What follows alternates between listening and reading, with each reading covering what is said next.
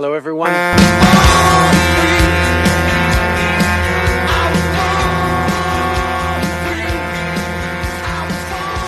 Ladies and gentlemen, the Pleb is back, and I have some breaking news here as an explosive press conference just went down where the traitors in Parliament get named, and quite frankly, some of them will not surprise you. You won't want to miss this report. Stick around.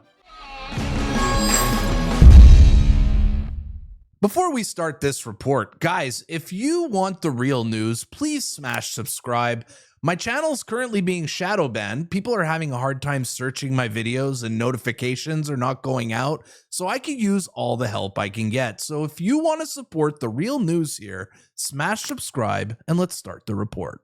Well, folks, we'll get right to the story here as a press conference just went down and we finally know some names of the traitors. Now, I'm not going to put my face on this press conference. I want you guys to watch this uninterrupted. But as soon as this press conference is done, wait till you find out the information I dug up on these traitors. So without further ado, let's move it to the press conference. Good morning. Canada's democracy has been under attack by authoritarian regimes. Chief among them is the People's Republic of China. And I'm joined today by leading experts on foreign interference. Sam Cooper, investigative journalist and author of Willful Blindness, 3rd edition. Dr. Charles Burton, senior fellow at Synopsis. And Michelle Junot-Katsuya, former Asia-Pacific desk chief at CSIS, the Canadian Security Intelligence Service. We're here today to address a question that all Canadians have been asking. Who are the parliamentarians who have been identified in a confidential report by the National Security and Intelligence Committee of Parliamentarians? In their special report, paragraph 164 states that NSICOP has, quote, seen troubling intelligence that some parliamentarians are, in the words of the intelligence services, semi-witting or witting participants in the efforts of foreign states to interfere in our politics, end quote. How can Canada have an election if Canadians don't know whether the people they're voting for has their best interests at heart or if they're serving a foreign master? Nearly every opposition party leader has called for the names of the parliamentarians identified in the NSICOP report, but the Trudeau government refuses to do so. This plays directly into the hands of authoritarians. Until those names are identified, a cloud of suspicion hangs over all parliamentarians, but especially those of Chinese heritage. It's time for the government to come clean to Canadians and defend our democracy. Sam. Thank you, MP Vaughan. I'm here today to highlight some of the names and entities covered in my updated book and to pose a question. Should other Canadian journalists be examining the openly available evidence surrounding these networks? Firstly, my book recounts reporting on a 2020 tape recording provided to me, where Senator Yuen Pao-Wu is heard in a 47-minute private briefing with the Canada Committee 100 Society. This group included Conservative Senator Victor O as an advisory member, along with an individual officially listed in a Chinese United Front Overseas Leaders Group. The Canada Committee 100 Society is led in Vancouver by Ding Guo, a journalist who is also an advisor to British Columbia Premier David Eby. Other journalists participating in this tape-recorded meeting with Senator Wu later supported Liberal candidate Parm Bains in 2021. Bains had told these journalists he opposed Kenny Chiu's Foreign Agent Registry Bill, describing it as an exclusionary policy. Ding Guo was also reportedly involved in the 2022 Conservative Party leadership race, alongside community leaders officially connected to Beijing's overseas influence arm, the United Front. I can provide more details later on how this should illuminate NSICOP 2024. In the taped meeting, attendees asked Senator Wu about his stance regarding United Front Work Department community group activities in Canada. These groups, according to CSIS, are central to targeting Canadian politicians for influence and election interference. Senator Wu expressed his concerns about Canada's focus on United Front groups, stating, "Whether you belong to an organization that happens to be listed as a United Front organization should not be a litmus test," and added, "I am fighting very hard against that type of litmus test." To provide the evidence of this tape-recorded meeting, which my colleague Charles Burton, a sinologist and Mandarin language expert, reviewed and analyzed for myself, I'll briefly play a transcript from this meeting. Having said that, I'm very worried that the mainstream in Canada, including a lot of my friends and political leaders and business leaders and media leaders, are falling into a very dangerous scam where they are using what I call a litmus test to demonstrate the loyalty of Chinese Canadians in this country. We can identify, for example, your views on Hong Kong, your views on Tibet, your views on Uyghurs, your views on South China Sea, whether you belong to an organization that is officially part of the United Front. You know, many organizations are listed as part of a United Front list of organizations, and the fact that you are simply associated with one is often used as a litmus test. And this is not a good development that I see. Mr. Burton, the sinologist and Mandarin language expert, reviewed the full tape recording and told me, quote, "Senator Wu's briefing to Canada Committee 100 Society effectively enables the legitimacy of agencies of the Chinese Communist Party in our country. This does call into question Senator Wu's intervener status in the inquiry. Senator Wu didn't comment to me about his remarks, but said I should question the Hogue Commission, who also didn't comment. Ding Guo has said there is nothing inappropriate with Canada Committee 100 Society activities. Therefore, in Willful Blindness 3rd edition update, I write, in a way, Senator Wu's intervention in the Hogue Commission seemed to fulfill his taped pledge to the United Front. He repeatedly filed submissions undermining Canadian intelligence and using Chinese intelligence talking points. My confidence that he appeared to act for Beijing was bolstered by information from a person I call Confidential Source 1, who confirmed that Senator Wu, appointed by Justin Trudeau, was under CSIS investigation. Confidential Source 2 also repeatedly stressed that Conservative Senator Victor O, an advisor to the Canada Committee 100 Society, was a significant target in CSIS's investigation into federal election interference. In Willful Blindness, I write about investigations that began in early 2019. I write, according to 3 national security sources, Liberal Cabinet Minister Mary Ng was identified in CSIS investigations as one of 11 Toronto area candidates clandestinely supported by Chinese consulate and United Front influence networks in the 2019 election. CSIS assessed that Mary Ng was unwittingly implicated in this interference network. Despite my requests, Mary Ng and Prime Minister Justin Trudeau's office never responded for comment. As I write in Willful Blindness, Mary Ng was one of the key Ontario Liberal government staffers who moved to Ottawa with Trudeau, alongside more high-profile advisors like Katie Telford and Gerald Butts. 2 national security sources indicated that a specific CSIS concern was Ng's staff allegedly meeting privately with a Toronto consulate diplomat to consult on China-related issues. CSIS identified this diplomat, Zhou Wei, as a confirmed intelligence actor.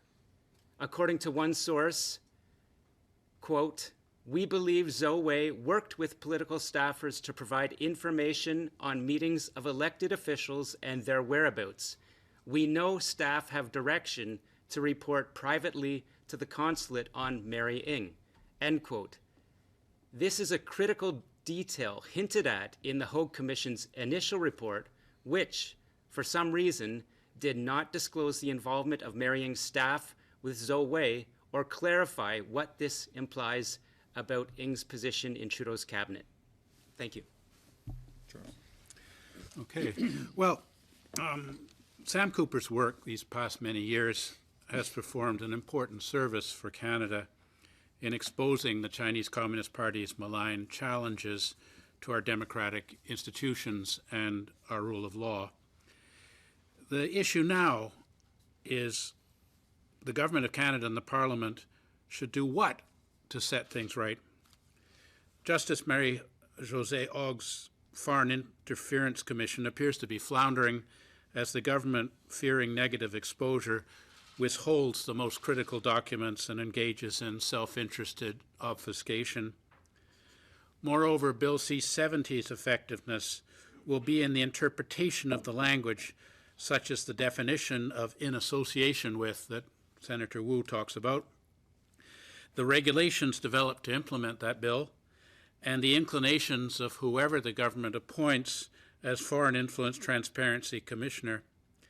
If we don't get it right, we could end up with a Foreign Influence Transparency Registry that will have no names on it.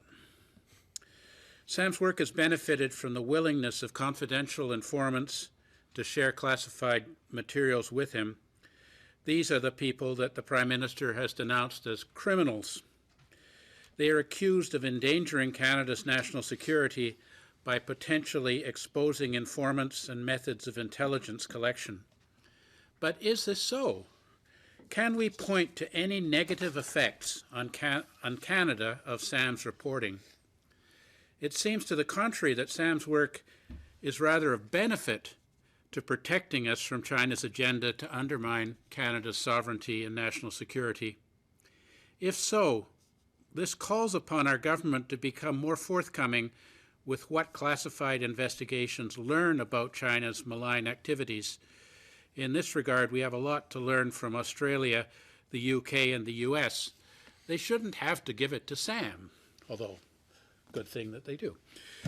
May 2023 CTV report entitled, "Why Does Canada Have a Disproportionately High Number of Chinese Diplomats?" revealed that there are 176 Chinese nationals with diplomatic credentials in Canada. In contrast, the United Kingdom's active database of foreign representatives shows that there are 124 Chinese diplomats working on British soil, 50 fewer than there are here in Canada, despite the UK having a larger population of 67.3 million, with 4.7 million people identifying as ethnic Han Chinese in Britain.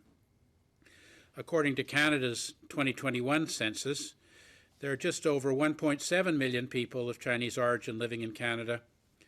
While Canadian demographics are like Australia, we have nearly 3 times as many Chinese foreign representatives here. Australia has granted diplomatic credentials to 64 Chinese officials compared to Canada's 176.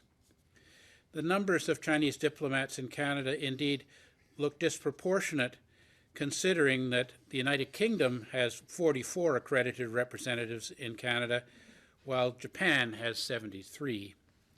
So assuming that China certainly does not require this number of accredited diplomats in Canada to fulfill legitimate diplomatic functions here, the large numbers of diplomatic passport holders from China working here in Canada would likely show that a high proportion of China's diplomatic cohort here in Canada handles diplomatic influence operations that have tipped over into interference activities.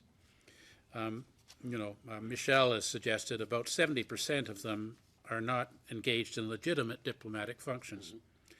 This is markedly apparent in the uncommonly large Chinese consular establishments in Toronto and Vancouver that Sam has written about at length.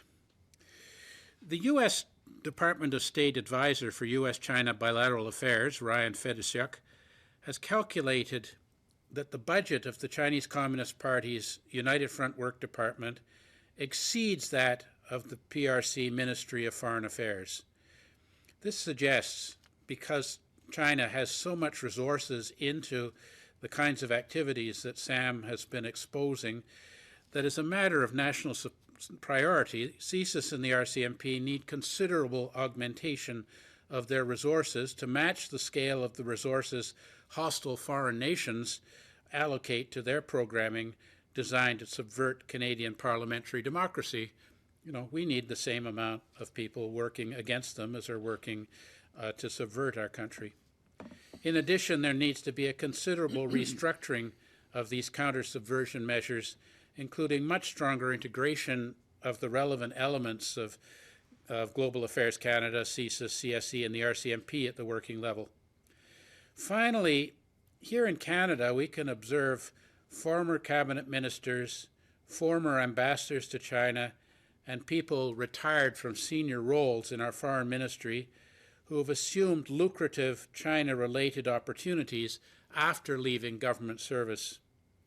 It would be very difficult for Bill C-70, the Foreign Influence, Transparency and Accountability Act, to track the silent implication of future payoffs for officials who took the Chinese Ministry of State Security's bait years earlier and therefore are not following up on documents produced by security agents calling for the government to do something about Chinese malign activities in Canada. So we need other mechanisms to deal with this issue of people after retirement who may have been neutral or possibly even wittingly served Chinese interests from gaining benefits from a foreign power.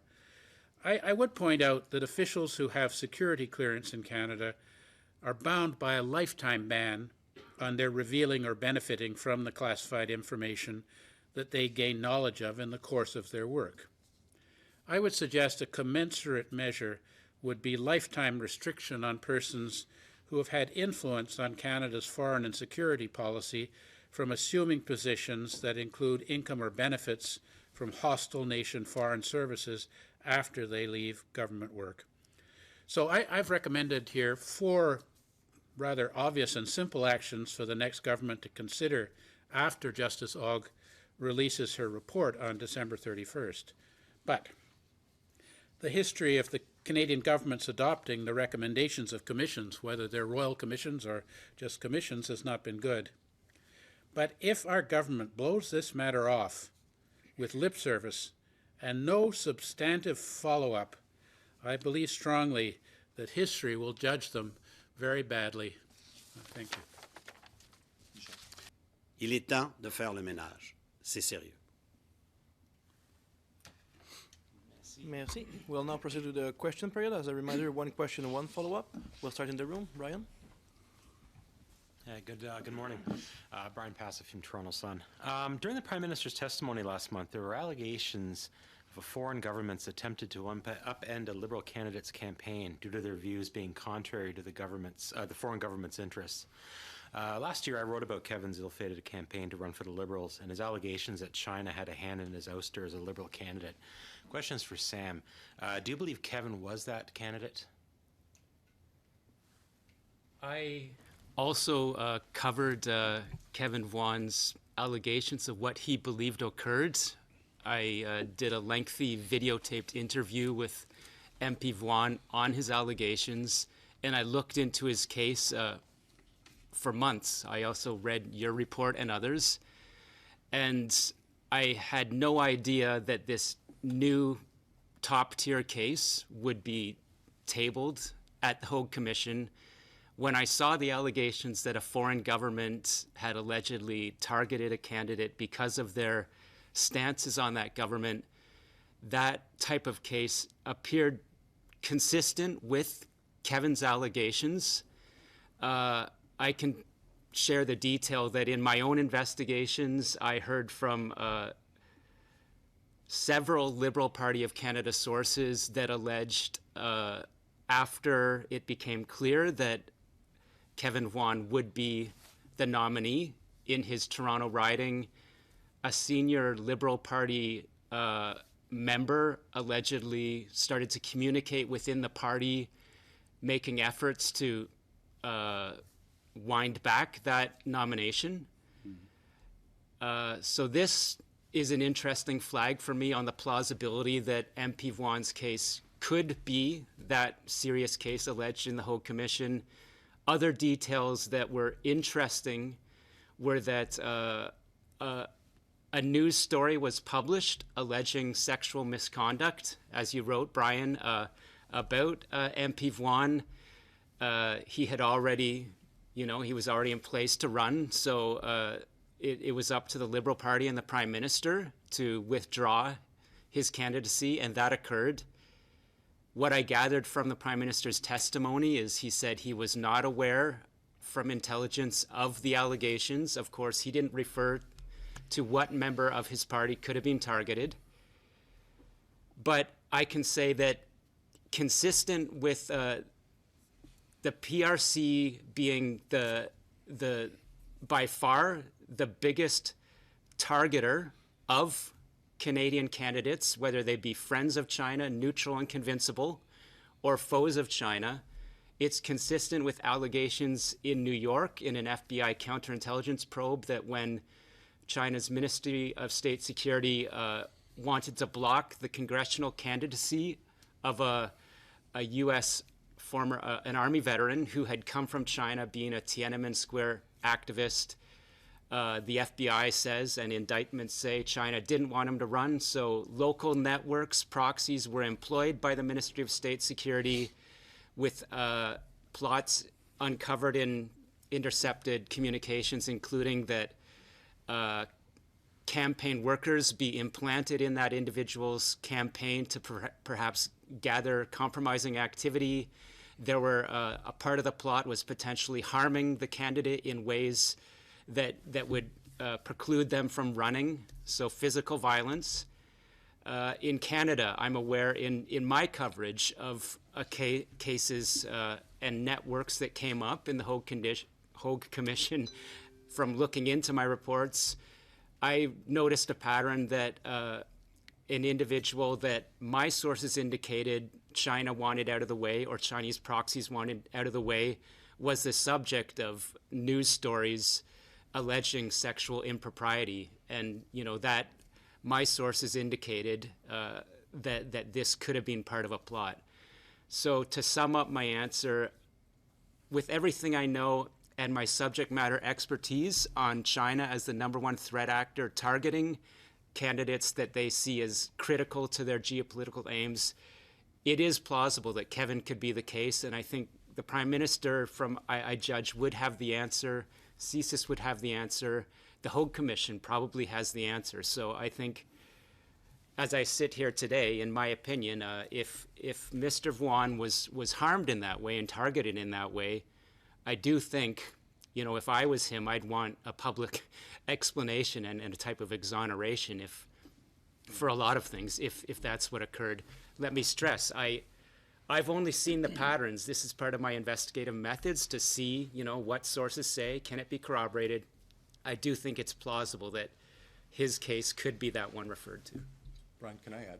So I think in my mind and in my heart, what happened to me was not an accident, but by design. And I obviously reserve getting into, I think, very intricate details on the advice of my legal counsel. But on this point, I think I can say from fact that one of the individuals who are no longer sitting with the Liberal caucus was the MPP for the riding that I now represent federally. And it's important to note that this is a riding that is not only home to Toronto's Chinatown, but where 1 in 7 of my constituents, like me, are of Chinese heritage. So by association, I think one can only assume, to the best of their ability, where there is smoke, there is a lot of fire. There are questions that need to be answered. What precipitated his departure? What did he allegedly do, irrespective of his voting record on China? And I can tell you for a fact that I have never had Toronto's Chinese Consul General on my speed dial, but can others say the same?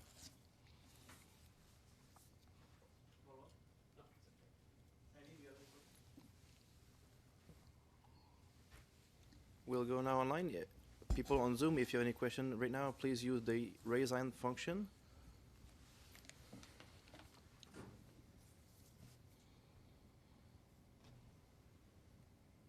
There's no question. That will conclude the press conference. Thank you.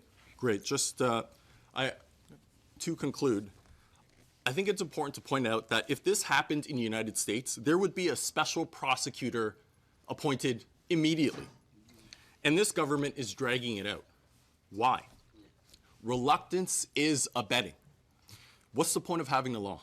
Why are we protecting individuals who are harming our country, our democracy, our people, and our interests? And this government needs to tell us why. Because frankly, I'm fed up with having to pay the price for it. Because being a doormat is not a policy. And it's time to step up and defend our democracy. Thank you. And thank you to Sam, thank you to Charles, and thank you to Michelle.